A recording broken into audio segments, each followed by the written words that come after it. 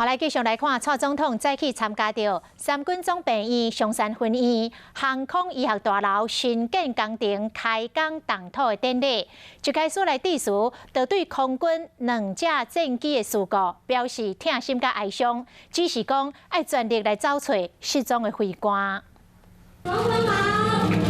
到三军总病院松山分院，总统蔡英文参加航医大楼开工动土典礼。不过上关心的嘛是空军 F-51事故，务必要全力的搜救，并且厘清事故原因。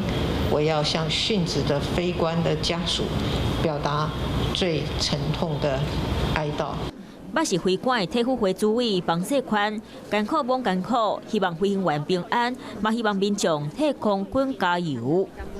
飞行失事是不可避免的，但是我们却要努力去防治。